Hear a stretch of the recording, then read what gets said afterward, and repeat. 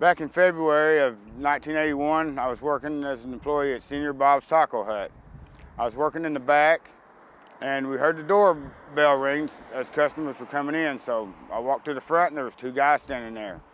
All the guy did was pull his coat pocket, or his jacket back, and I saw a gun butt. He said, "You know what that is?" And I said, "Yeah." He said, "You know what that means?" I said, "Yeah." So I got the money out, put it in a bag, handed it to him, and they walked out. I immediately got on the phone, called the police. And several hours went by, and the police were bringing people up there, several people up there, that they thought might have been suspects that they'd seen out on the road, but I didn't recognize any of them. Then, I don't know, about a couple hours later, he brought Rolf Kaestel, his partner, and three other people up there. Well, they had changed clothes and stuff like that, so I really couldn't tell the officers if it was him or not, because I really didn't know. Finally, they took him down, and they took me downtown and asked what had happened, and they wanted to know if he'd flashed a gun or threatened me in any way, which he never did, He said what I said he said, and out the door they went, and it was real calm and casual. So they went ahead and arrested the two guys that they believed were the ones that done it, because they found the money, in the seat of the car. So after that, I didn't hear nothing until it was time to go to court. In the courtroom, when we did finally go to court, I did notice that it was an aggravated robbery charge. Well, I don't feel that it should have been aggravated robbery, because he didn't threaten me in any way. He didn't make me feel like I was going to be hurt or anything like that. Well, one day I found out, like 25 years later, that Rolf was still in prison. And I was pretty shocked about that, and many nights I sit there and thought about it, and I couldn't believe it, that he was still there.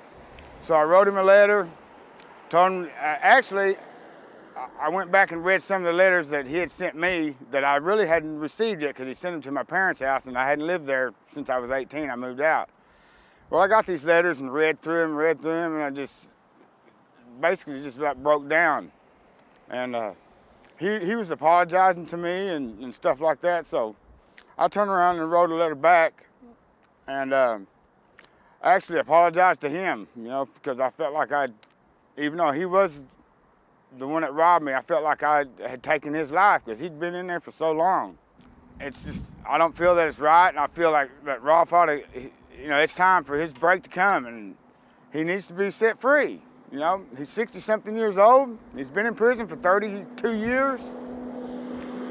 And if you really want to know, I believe that the state owes him. That's just how I feel. I mean, I know you don't see it that way or wouldn't see it that way, but this man has paid the price 10 times over. And it's time. It's time for you to let him go.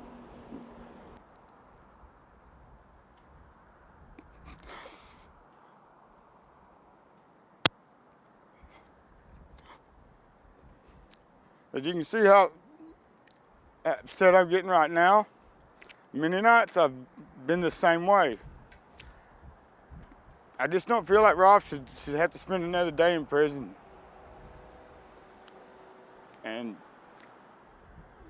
I think that he's done his time. He's paid for his price, for what he done. And I really feel you should really consider letting this man loose, because it's something that's been heavy on my shoulders.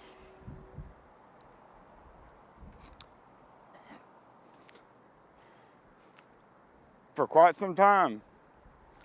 And I'm sure it is his too. And it's just something that I just want off my back.